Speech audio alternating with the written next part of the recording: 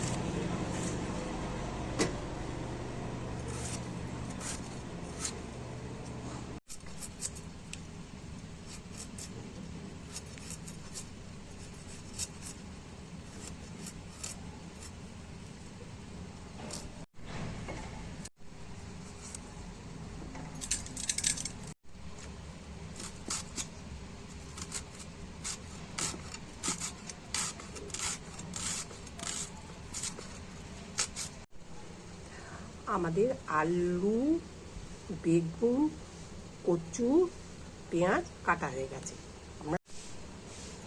এটা হচ্ছে তেলাকুচি পাতা, এটা আমি আগে থেকেই কেটে ধুয়ে পরিষ্কার করে রেখেছি।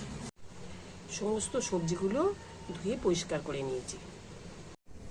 কড়াইতে তেল দিচ্ছি সবজিগুলো ভেজে নেবার জন্য। তেল গরম হয়ে গেছে, এবারে প্রথমে বেগুনটা দিয়ে দিলাম।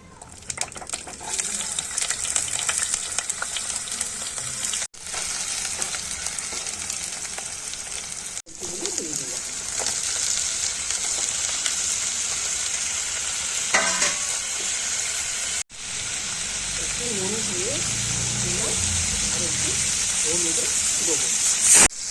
তারপরে দেবো আমারটা ভাজা হয়ে গেছে, ভাতটা দিয়ে দিলাম।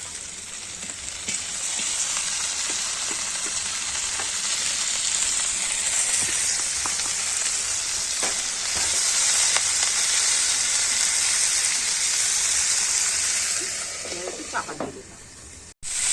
এবার এগুলো ভাজা হয়ে গেছে, অন্য পাত্রে ঢেলে রাখছি।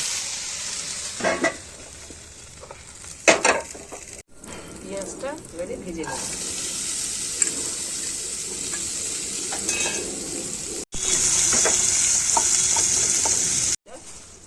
দিয়ে দিলাম, বড়িটাকে ভেজে নিতে হবে।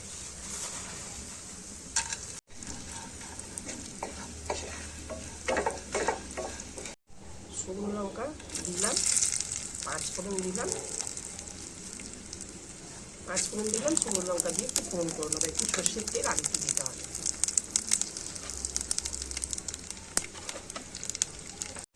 তরকারিটা এবারে ফোড়ন করে নেব।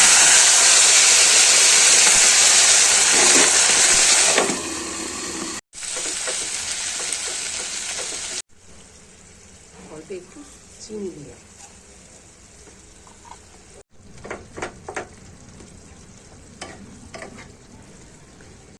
শাকটা হয়ে এসছে, আর একটুখানি হলে হয়ে যাবে। এবারে ঢাকাটা খুলে নিলাম, শাক আমাদের অলরেডি তৈরি হয়ে গেছে।